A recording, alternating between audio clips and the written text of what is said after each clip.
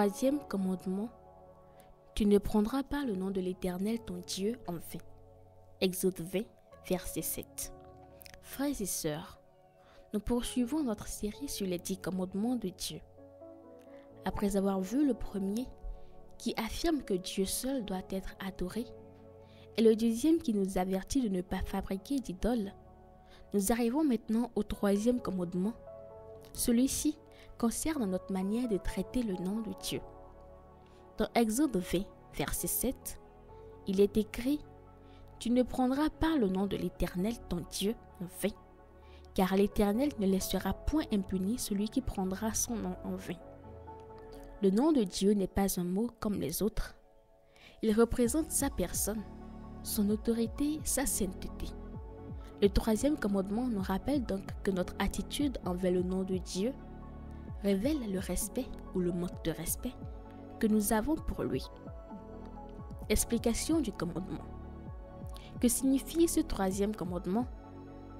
Dieu nous demande de ne pas prendre son nom en vain, c'est-à-dire de ne pas l'utiliser à la légère de manière irrespectueuse ou mensongère. Le nom de l'Éternel représente sa nature même, son autorité et sa sainteté. L'évoquer sans sincérité, jurer en son nom pour tromper, ou prononcer son nom comme une simple habitude vide de sens, c'est déshonorer celui qui est le Dieu vivant.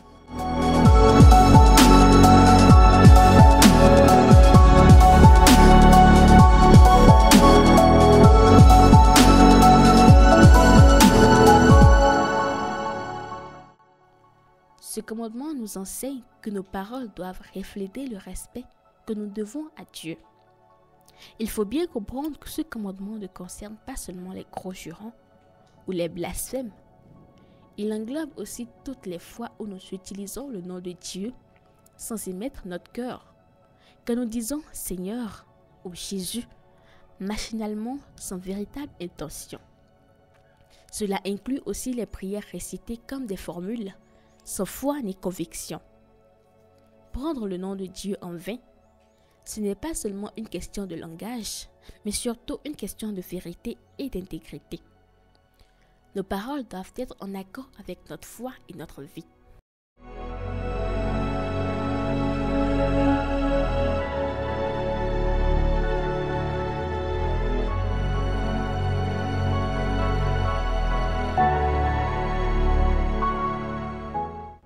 Implication dans la vie du chrétien d'aujourd'hui. Aujourd'hui, ce commandement est toujours d'une grande actualité. Même si nous pensons parfois l'avoir compris, il y a beaucoup de manières subtiles de prendre le nom de Dieu en vain. Les paroles y réfléchissent. Beaucoup utilisent le nom de Dieu dans des expressions banales.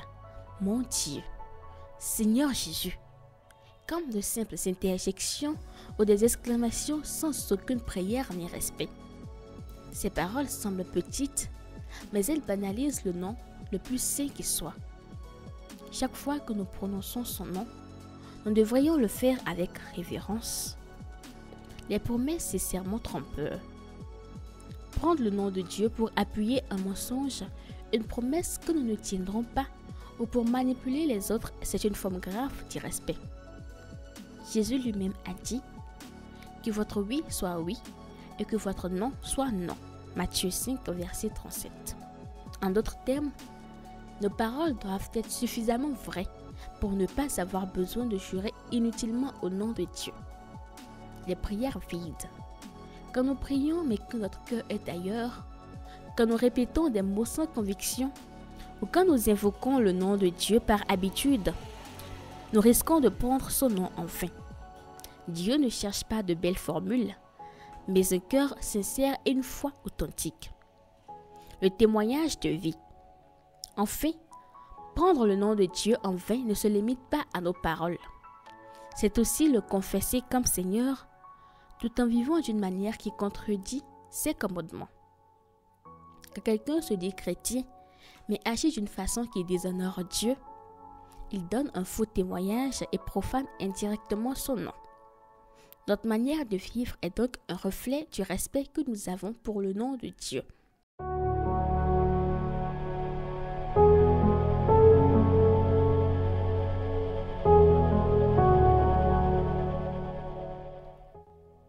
comment respecter ce commandement concrètement?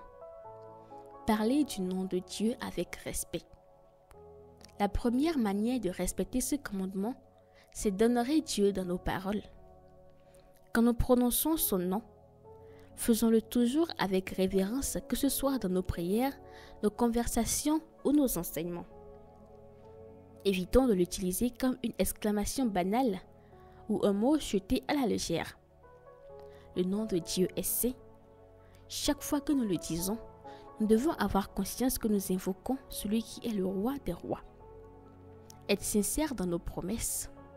Si nous disons au nom de Dieu, alors nous devons le penser réellement et agir avec intégrité. Un chrétien n'a pas besoin de multiplier les serments pour se faire croire. Sa parole doit suffire, car elle est censée refléter la vérité. Respecter ce commandement, c'est apprendre à avoir un langage honnête, sans manipuler ni tromper en se servant du nom de Dieu. Prier avec le cœur.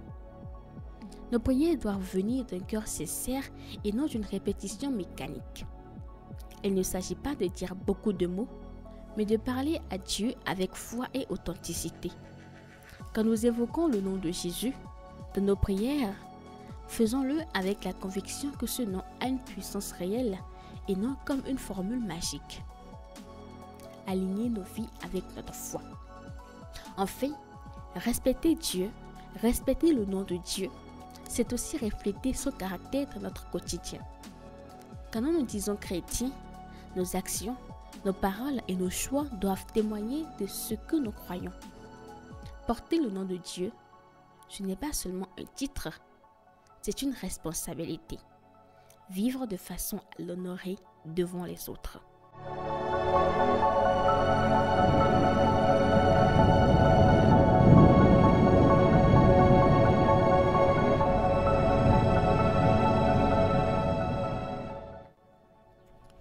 Prions ensemble. Seigneur éternel, ton nom est saint et puissant. Pardonne-moi si parfois je l'ai prononcé à la légère, sans respect ou sans foi véritable. Aide-moi à honorer ton nom dans mes paroles, dans mes prières et dans ma vie quotidienne. Que tout ce que je fais et tout ce que je dis reflète ton caractère et ta gloire. Remplis mon cœur d'un profond respect pour toi, afin que je vive chaque jour dans la fidélité à ce commandement. Au nom précieux de Jésus-Christ, je t'ai prié. Amen. Voilà, frères et sœurs, le troisième commandement de Dieu. Il nous rappelle que son nom n'est pas un mot ordinaire, mais une expression de sa sainteté et de son autorité. Le respecter, c'est le respecter lui-même. Dans la prochaine vidéo, nous étudierons le quatrième commandement. Souviens-toi du jour du sabbat pour le sanctifier. Nous verrons ensemble ce que cela signifie et comment ce repos voulu par Dieu peut transformer notre vie spirituelle.